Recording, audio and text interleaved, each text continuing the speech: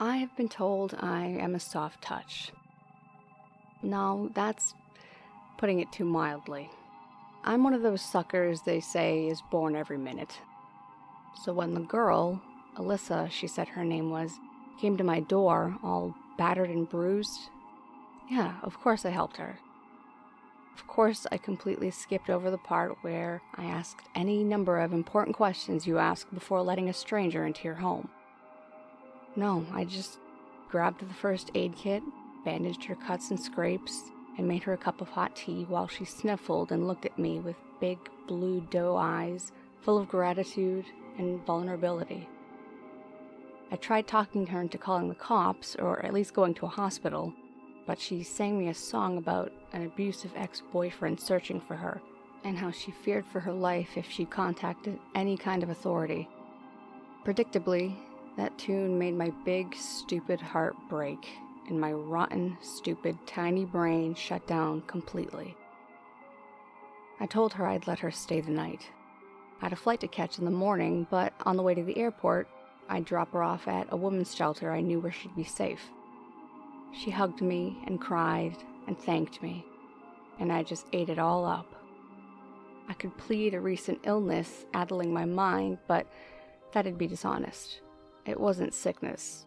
It was just stupid. Maybe I shouldn't have been surprised. This is a recurring theme with me. People have conned me all my life. I've been conned out of money, out of jobs. Being conned out of my body was a first, though. When I woke up the next morning, I found myself in the guest room, where I had put her to sleep last night. I screamed when I saw my reflection in the mirror by the bed, and for probably 10 minutes thereafter. I was her. The battered, bruised, sunken-eyed waif I dragged in off the street last night. I was in her body. When I recovered enough to move, I ran in a panic throughout the house, searching for, me. But my body was nowhere to be seen, nor, I discovered, was my phone, my car keys, the bags I'd packed, or my freaking ticket to Hawaii. What I did find after I circled back into the guest room was a note in a hand disturbingly similar to my own. I'm sorry. You seem like an okay lady. The thing is, you've got a lot of things I don't. And I've got a lot of baggage I'd just as soon leave behind. The one thing of my own that I do have, though, is knowledge.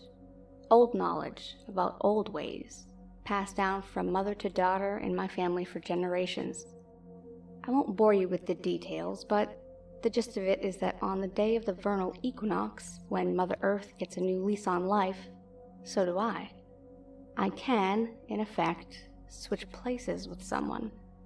There's no point in racking your brain trying to figure out how something like that is possible. It's magic. You'll sleep better if you just accept it and leave it at that.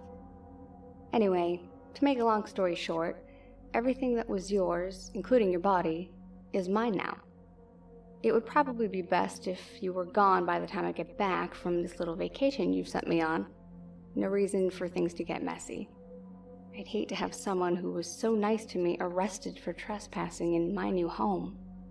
Of course, you're welcome to try and convince anyone you'd like that you're not actually Alyssa Jessup, a troubled young lady with a history of substance abuse, I'm afraid, but have only been translated into her body by witchcraft. Feel free to show them this note as proof, too, if you want. But unless you can find someone to listen who's as incredulous as you seem to be, you're not going to have much luck. Feel free to take any of your stuff from the house. I've seen your bank book. I can always get more. I won't report it stolen. You can even have that old truck parked behind the house.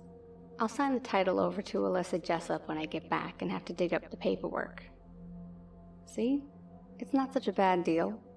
I think the body you have now is even a few years younger than your old one, so you've got that going for you too. Thanks again, and don't let the door hit you on my cute little ass on your way out. A. I screamed, crushing the note in my hands.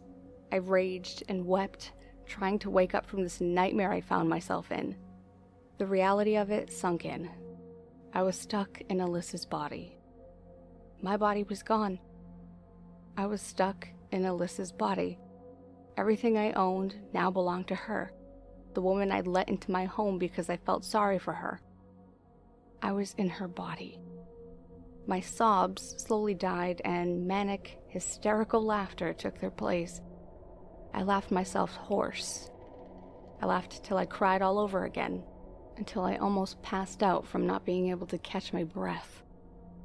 I lay on the bed, still shaking with suppressed mad giggles, the girl's thick, skanky-ass mascara running down my face in long black rivulets.